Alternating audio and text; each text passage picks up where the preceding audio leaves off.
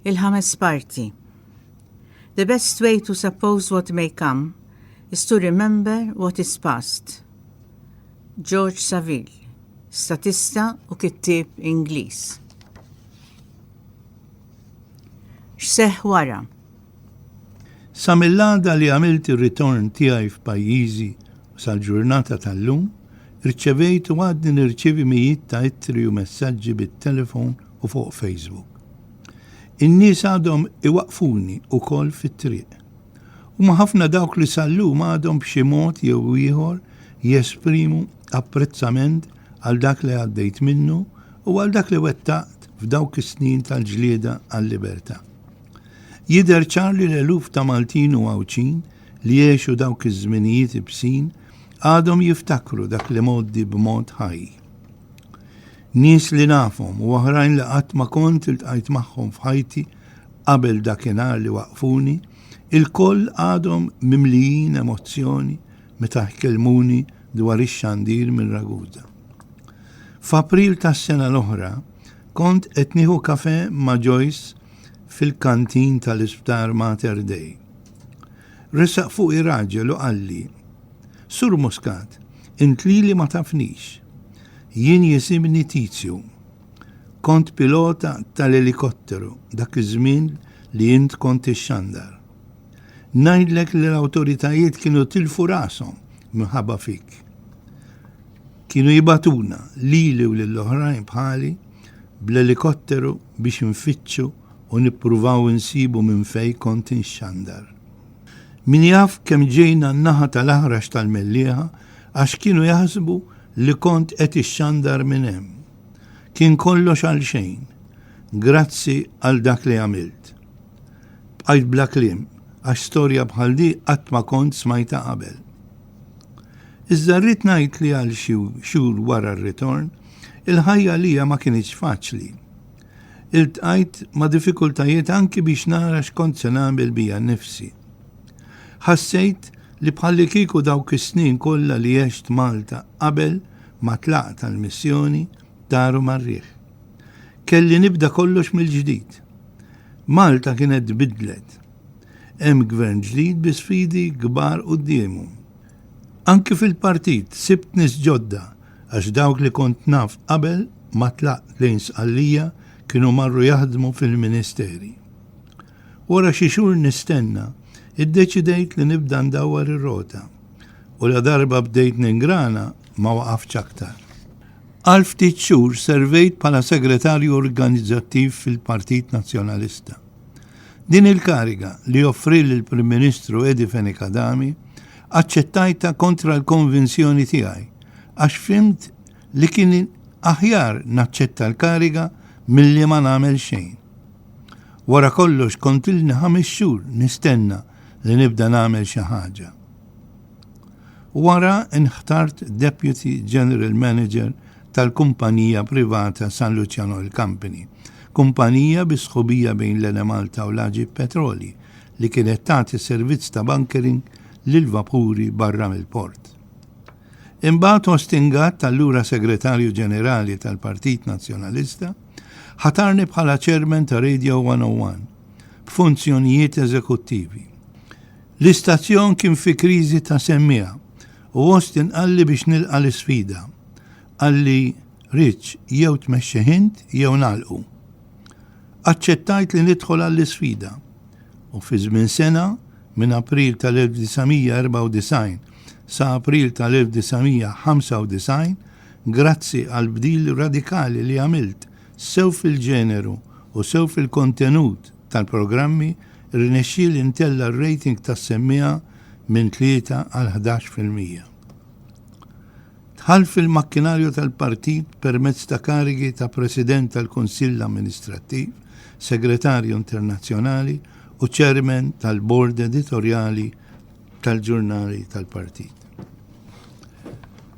Aċċettajt stedina tal-kap tal-partit u ġejt elett bħala deputat fl-elezzjonijiet ġenerali tal-1992 u tal-1996. Il-Prim Ministru oġbu jaħtarni segretarju parlamentari b'responsabilità l-kultura, żgħażagħ u l-isport. Inħtart ambasċatur mhux residenti għall-Irlanda fl-1998 u fl-2004 ftaħt l-ewwel ambasċata f'Dublin bħala ambasċatur residenti. Di kienet esperjenza sabiħa immens għax wettaqt ħafna favur titjib fir-relazzjonijiet bejn iż-żewġ pajjiżi fi żmien meta Malta saret membru fl-Unjoni Ewropea u meta għall-ewwel darba Malta rċevit żjara statali minn Mary McAleese, President tal-Irlanda.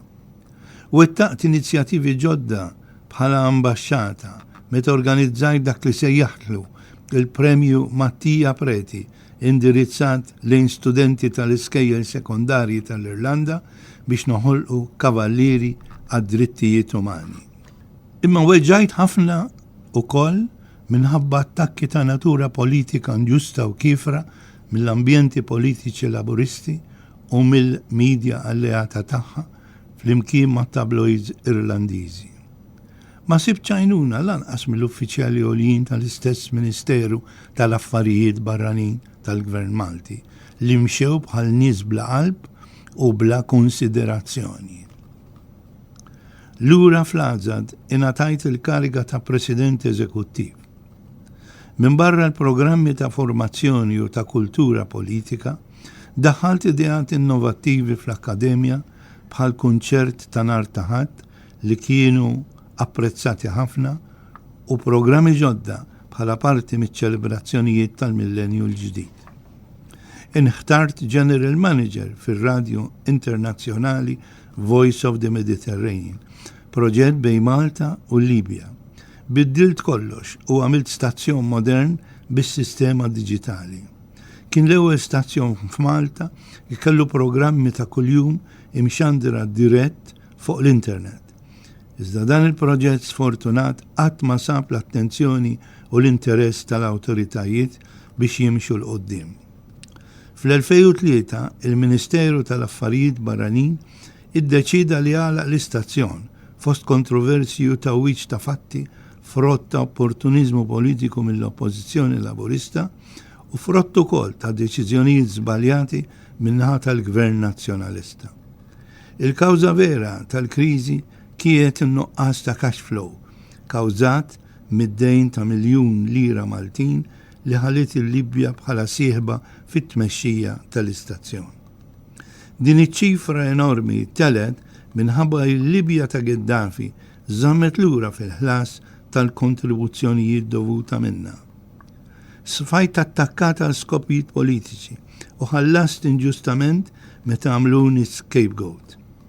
Il-Libja aktar tard fil-bidu tal-2010 ħalset id-dejn lej il-poplu Malti. Sadattant imma Malta kienet tilfet mezz ta' komunikazzjoni internazzjonali modern bir-radju li kont ħejjejt biex jaqdi rwol importanti fl-interess ta' Malta bħala membru fl-Unjoni Ewropea. Monsignor Fortunato Mizzi ibn Nerik waqqaf il-Fondazzjoni Fortunato Enrico Mizzi bilan li tieħu ħsieb l-arkivji tal-familja Mizzi u tiftaħ mużew fid-dar fejn għexu miet Enrico Mizzi bħala Prim Ministru. Fl-2010, b'deċiżjoni tal-Bord tad-Diretturi, sirt segretarju tal-Fondazzjoni u għadni naqdi dak ir-rwol sal-lum. Permezz ta' emendi fl-Istatut tal-Partit Nazzjonalista approvati fil-Kunsill Ġenerali, il-Partit Nazzjonalista waqqaf il-kulleġġ tal-ex parlamentari u l-ex uffiċjali tal-partit. U fl-2014 kont elett għat-tieni darba bħala president tiegħu. Nikteb fil-ġurnal Il-Moment bħala opinjonista u organizzajt ħafna attivitajiet ta' kultura, konċerti u wirjiet artistiċi bħala passatemp biex nagħti semi fit-tixrid tal-kultura. Kull fejn kont għamilt l-aħjar li stajt u żajt il-ħila tiegħi kollha biex naqdi dmiri skont ir-responsabbilitajiet li ġejt f'dat fihom. Kien hemm żbalji u min ma jħux żbalji. Iżda ninsab tranquill li kienu żbalji umani u mhux żbalji intiżi biex navanza f'xi interess personali. Imxejt dejjem b'mod korrett u fir-rispett ta' dawk li ta' fuqi, tal-kollegi tiegħi u ta' dawk ta' taħti. 35 sena wara. Żjara f'Ragusa fl-2016. Waqt it-tnedija tal-ewwel edizzjoni tal-ktib djarju Għandi missjoni għalik li saret fis-sala tal-Akkademja l-Iżvilupp ta' Ambjent Demokratiku f'Mejju tal-1996 edi f'Enekadami għalhekk. Illum niftaħru kemm għandna libertà, kemm għandna radjijiet u televiżjonijiet. U ftit nirrealizzaw id-diffikultajiet kbar li konna ninsabu fihom dak iż-żmien. Id-deċiżjoni li jien ngħid lil Richard biex imur sqallija ma kienx deċiżjoni kapriċċuża u lanqas ma kienet faċli. Konna nafu li l-missjoni kienet mimlija riski, imma qatt ma għaddili minn rasi li Richard kien se jkun hemm u ma jistax jiġi lura f'pajjiżna. Konna nafu li kienet missjoni li kienet tirrikjedi tassew impenn kbir. Richard irid ikun kandidat, imma kandidati kellna. X'ma kellniex kienu nies kapaċi li jwettqu l-missjoni tax-xandir minn barra. Qed lil Richard li hu kien l-aħjar persuna li setet tiġi frasi biex tagħmel dak ix-xogħol għax konna rajna is-sena tiegħu ta' kif jorganizza l-manifestazzjonijiet tal-massa. Niftakar meta fl-Għażad kien daħħal il-festi tal-ħbiberija. Kien bdihom u kienu suċċess kbir. Richard minn dejjem kellu mod kif jikkomunika. Mingħajr eżitazzjoni għarrafni li kien lest imur sqallija biex jaqdi din il-missjoni li kont qiegħed nafdalu. Is-sitwazzjoni tax-xandir f'pajjiżna kienet kritika u l-battalja li għamel il-Partit Nazzjonalista biex tkun salvagwardjata l-libertà tal-espressjoni f'pajjiżna tajjeb li niftakruha. Edi kien Prim Ministru ta' Malta f'perjodu meta pajjiżna kien ħar ruħ wara 16 sena ta' renju soċjalista mimli inkwiet u għawġ. U mhux biss fakkar f'dawk iż-żminijiet diffiċli li konna dejjem minnhom, iżda widdeb biex noqogħdu attenti biex dawk is-sagrifiċċji ma jtirux mar-riħ u biex nibqgħu infakruhom. Għaddew 35 sena mill-istorja tax-xandir tal-Partit Nazzjonalist minn Ragusa. Klimedi jibqa' mimli attwalità. Jekk dak iż-żmien Malta kienet għaddejja minn kriżi tad-dritt tal-libertà tal-espressjoni li għalfina sens qawwi ta' difiża għal dawn l-istess drittijiet, illum taħt gvern laburista ieħor ninsabu ansjużi dwar dik li għaddejja minnu l-libertà tagħna. Minkejja li żidna u frixna aktar id-drittijiet ċivili, aħna imħażbin dwar is-sija perikoluża li għaddejjin minna id-drittijiet tal-espressjoni ħilsa. U ċar li dan hu l-lat debboli, l-Achilles heel ta' kull gvern soċjalista li juri insensittività għal kritika u irritazzjoni żejda kontra l-kritika u jħossu skomdu meta dan id-dritt jibda jolqot il-musmar fuq ir-ras tal-verità. U nibdew allura nassistu għal diskriminazzjoni bejn ġurnal ħabib tal-gvern u ieħor liberu mir-rabtiet u għalhekk ħieles li jikkritika. Nibdew naraw xandir pubbliku li jsir mezz ta' propaganda favur il-Partit Laburista u l-Gvern li jmexxi permezz tal-istrumenti ta' ċensura u tan-nofs veritajiet. Nibdew nassistu għall-attakki fuq ġurnalisti li jirrikorru għal kidba kritika. Nibdew nisimgħu b'teddid fuq il-libertà tal-gazzetti permezz ta' atti vendigattivi. Il-medja libera qed tħossha mdawra u medda mill-ġdid minn Gvern Laburista, l-istess bħalma kien ġara 35 sena ilu. Dawn huma kollha sinjali koroħ u li jġibu tħassib għal ġejjieni tal-libertà f'pajjiżna. Din il-qagħda ta' tħassib anqlet fija urġenta biex noħroġ dan il-ktieb mill-ġdid. Irrid insegwi klimedi u ngħid jien ukoll li hu tajjeb li dan niftakruh. Dan hu tħassib li anke l-kap tal-Partit Nazzjonalista tal-lum, Simon Busuttil, qed jesprimi ta' spiss. Smajna li l-kaptana jiddefendi l-espressjoni libera mill-attakki li qed isiru fuqha u jwiddeb li ħadd m'għandu jinsa dak li għaddit minnu l-espressjoni ħielsa fis-sebgħinijiet u fit-tmeninijiet. F'dan ix-xenarju politiku ħsibt li jkun xieraq li nagħmlu riflessjoni u tifkira ta' dik il-ġlieda li għamilna 35 sena ilu. Fost l-inizjattivi li ttieħdu biex titfakkar il-ħidma li saret mill-Partit Nazzjonalista dak iż-żmien, kien hemm dik li nħajru lin-nies jiġu magħna għal żjara fil-postijiet li fihom kienu saru trasmissjonijiet tal-1981 u tal-1982 mir-Raguża fi Sqallija. Din l-idea twildet waqt li kont qiegħed inżur Raguża sentejn ilu fl-2014. Kelli miegħi lill-ibni żgħir Marko u lil martu Aida. Marko kellu biss 15-il xahar meta tlaq lejn Sqallija f'Ottubru tal-1981 u għalhekk ma kien jiftakar xejn minn dawk is-snin. Min-naħa tiegħi qatt aktar ma kont ersaqt lejn dawk l-inħawi minn meta trasferejt ruħi lejn Ruma f'Ottubru tal-1983. Irrakkontajt lil Marko u lil Aida dak li għaddejt minnu f'dawk is-sentejn li għext fi Sqallija. Baqgħu impressjonati, il-memorja tiegħi xelet u għadda bħal filmat quddiem għajnejja. Kien f'dawk iċ-ċirkustanzi li ħsibt li jkun tajjeb li nerġa' lura fil-post flimkien ma' Maltin oħrajn biex huma wkoll jgħixu dik l-istorja mill-qrib. Ressaqt is-suġġeriment lil Rosette Take, segretarju ġenerali tal-Partit Nazzjonalista, li ħatfet l-okkażjoni b'interess kbir. Hi stess kienet minn tal-ewwel li wrid ix-xewqa li tingħaqad mal-grupp.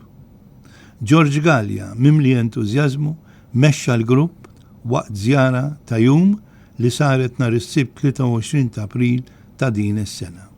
Radio 101 u Net Television xerdu l-aħbar u saret ukoll pubbliċità żjara permezz tal-gazzetti tal-Media Link. 50 jiem kien hemm domanda qawwija biex in-nazzjonalisti ta' kull età jingħaqdu mal-grupp li kien sejjer Raguża. Ħafna tqanqlu fihom il-memorji ta' dawk li għaddew minnu dak iż-żmien meta kienu jsegwu x-xandiriet bir-radju u bit-televiżjoni minn MTV Studio Rama u MTV Studio Master. Oħrajn tqanqlet fihom kurżità biex jaraw minn fejn u kif kienu jsiru dawn it-trasmissjonijiet. Kienet żjara storika unika għaliex kienet żjara fi Sqallija differenti miż-żjarat Sqallin tas-soltu. L-aktar aspett interessanti ma kienx dak turistiku imma dak storiku. Il-grupp kien iffurmat minn 104 persuni imma kien hemm ħafna oħrajn li xtaqgħu iżda ma rnexxilhomx jingħaqdu mal-grupp. Għalija wkoll kienet okkażjoni li għanqlet fija ċerta emozzjoni għax ftakart fl-avventuri, fl-ansja, fil-ħidma intensa bla waqfin, fil-riski u speċjalment fl-għoża u l-konvinzjoni li kelli fil-prinċipji tal-libertà li jispiraw dak kollu li sar biex il-Partit Nazzjonalista seta' juri bil-provi li hu kien il-partit li għamel minn kollox biex iwassal il-messaġġ tiegħu lil Maltin. Morna fi Pjazza San Giovanni f'Raguża fejn in-nies raw il-post li minnu saru l-ewwel xandiriet fl-1981 fuq MTV Studio Rama. Dak il-post kien il-benniena tal-istorja tax-xandir tal-PN. Qedtilhom li kont insejjaħlu ix-xandir tal-isperanza għax kont nemmen li kellu jwassalna għar-rebħa fl-elezzjoni ġenerali. Ħadthom jaraw l-arblu tal-ħadid f'Marina di Raguża. Dan l-arblu li rrakkontajt ħafna dwaru fid-djarju tiegħi kien għoli 35 metru. Jinsab jaqaf waħdu f'nofs il-kampanja l-istess kif kien 35 sena ilu. L-arblu għadu jaqaf biex jiservi bħala simbolu tax-xandir tar-reżistenza kif jien kont inħobb insejjaħ li x-xandir ta' wara s-serqa elettorali. Michael Fenekadami tal-li jiġri mal-arblu u waħħal miegħu il-bandiera tal-Partit Nazzjonalista. ħallijat perperem bħala sinjal tal-preżenza storika tax-xandir tal-partit minn MTV Studio Master. Il-kru ta' Net Television mamul mill-ġurnalista Alessia Bsajla Zammit u mill-kameraman Roberto Runza għamel servizz ta' informazzjoni dwar is-siti storiċi li żorna u dwar dak kollu li semgħu u raw b'konnessjoni mal-istorja tax-xandir tal-partit minn Ragusa. Dawk kollha preżenti qatt ma basru x'kienet tinvolvi l-operazzjoni sħiħa biex wassalna l-messaġġ tal-partit. Fehmu għall-ewwel darba x'kien għadda minn wara l-kwinti. Għall-ewwel darba dawk li kienu segwew ix-xandiriet li saru minn Ragusa permezz tat-televiżjoni u tar-radju ta' djarhom, raw bajnihom u ħassew l-emozzjonijiet imqanqla mill-postijiet li minnhom saru dawk ix-xandiriet. U kulħadd baqa' entużjażmat u kburi li kien xut tagħhom. Din iż-żjara kienet okkażjoni wkoll li fiha naqdu magħna wħud minn dawk li kienu jgħinu fix-xandir mill-aspett tekniku u li mingħajrhom ma kienx jirnexxielna nwettqu l-missjoni politika tagħna. Dawn kienu Paolo Fabrizio Bucchieri, cameraman, Giovanni Cintolo, tekniku, Paolo Dinoto u Salvuccio Nicita, tekniċi fl-istudio, u Maurizio Di Stefano, disc jockey. Insellem bistima lil dawk li ħallewna u li wkoll kienu strumentali għal kawża tagħna, bħal Nino Criscione, Guglielmo Carlemolla u Martu Irene Gallia. Ħajr. Kif seta jiskopri l-Arrej, dan il-ktib għandu storja relattivament twila minħabba li jkopri medda ta' snin sakemm ġie komplut. F'Ottubru tal-1981 li kien il-bidu ta' din l-istorja tal-missjoni politika tax-xandir minn Ragusa, bdejt inħażżes taħt forma ta' noti li f'dan il-ktib sarraft fi stil narrattiv. Imbagħad minn wara l-elezzjoni tal-1981 dejt nikteb fi stil ta' djarju li wassalni sal-aħħar xhur tal-1983 meta ma bqajtx aktar ngħix f'Ragusa u mort Ruma għal 4 snin ta' wara sar-ritorn fl-1987 f'pajjiżi li sa dakinhar kont imċaħħad milli nirfes. Wara kważi 10 snin minn meta ġejt lura f'pajjiżi bħala ċittadin ħieles, iddeċidejt li nippubblika djarju bit-titlu Għandi missjoni għalik. Dik l-ewwel edizzjoni ilha li marret kif jgħidu fil-lingwaġġ tal-istampa out of print. Xi ħbieb insistew u dan jidher mill-kummenti mniżla fil-bidu tal-ktieb li kelli nerġa' nippubblika din l-istorja. Il-qajt il-parir u rġajt bdejt naħdem, iżda din id-darba ħassejt li kelli nżid partijiet ġodda li ma kinux sabu post fl-edizzjoni tal-1996. Bekk minkejja li żammejt fil-qosor, għax din mhux autobiografija sħiħa tiegħi, għaqqadt ir-rakkont ta' snin li għamilt forzatament barra minn pajjiżi mal-esperjenzi li bnejt u li għaddejt minnhom matul is-snin li għaxt f'Ruma mal-familja. Bekk imlejt il-vojt li sata kien hemm fl-ewwel pubblikazzjoni. Minħabba l-qagħda politika tal-lum li qiegħda tara id-dritt tal-libertà tal-espressjoni mill-ġdid meddet u minħabba l-okkorrenza tal-35 anniversarju mix-xandir tal-pajjiż minn Ragusa, iddeċidejt li wara 20 sena mill-ewwel pubblikazzjoni nippubblika edizzjoni ġdida miżjuda b'diversi passaġġi u aneddoti li nittama li l-Arrej sab interessanti. Meta nqis li din l-istorja qed tiġi pubblikata 35 sena minn mindu bdiet, inħossni partikolarment grat lejn l-omor u s-saħħa li l-mulej oġibu sal-lum jislifni u li mingħajrhom dan il-proġett ma kienx ikun possibbli. Inħossni grat ukoll lejn id-djarji oriġinali u l-manuskritti li żammejt bożza kbira fl-arkivji privati tiegħi li bis-saħħa tagħhom ir-rakkont baqa' awtentiku ħaj dejjem mill-aspett kif rajt u qrajt iċ-ċirkostanzi jien. Nixtieq nuri ħajr mimli mħabba għall-għajnuna ta' Marti Joyce u ta' ulidna Massimo, Mariano u Marco li fakkruni f'momenti partikolari biex il-kidba tiegħi setet tkun fidila u preċiża kemm jista' jkun. Niżik ħajr l-ħbib li ħeġġewni biex nippubblika r-rakkont għat-tieni darba. Dawn kienu bosta, iżda mingħajr ma rrid nonqos lejn ħadd, nixtieq insemmi b'mod speċjali lill-ex kap tal-Partit Nazzjonalista Edi Fenekadami, lill-Professur Peter Serracino Ongrot, lill-Monsinjur Giovanna Zoppardi, lill-Professur Oliver Friggeri, lill-Luis Gallia, ex-Ministru Segretarju Ġenerali tal-Partit Nazzjonalista, lill-Monsinjur Charles G. Vella, lill-Sergio Grech u lill-Mario Camilleri. L-insistenza ta' dawn il-persuni li tant nammira tefat fija sens ta' dmir tant kbir lejn il-pubblikazzjoni tar-rakkont li ma stajtx inkompli ntawwal u nipposponi l-ħruġ ta' dan il-ktieb. Ringrazzjament speċjali jmur lil ħabib tiegħi Albert Kallus li qara l-provi tal-pubblikazzjoni bl-aktar mod professjonali. L-apprezzament tiegħi lill-Albert mhux biss għax-xogħol metikolus relatat mal-ortografija, imma wkoll għal-ħila li għandu fis-sens ta' interpretazzjoni tal-kelma u tal-vers. Hu kapaċi f'bosta lingwi li jenuh jagħtini biċċa xogħol aktar preċiża billi rakkont imiss esperjenzi u personaġġi vari.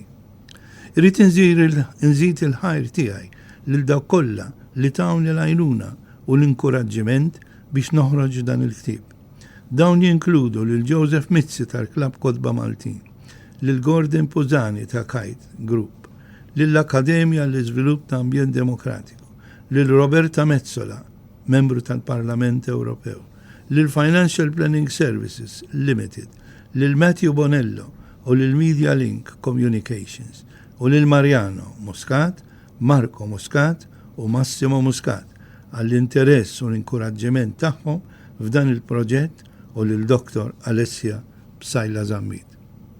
Fl-aħħar, grazzi minn qalbi lilkom il-qarrejja, nittama li apprezzajtu l-istorja li għandkom fidejkom u li tarfu issa ix-xerdu l-prinċipji u l-valuri politiċi u umani li fihom emment jien.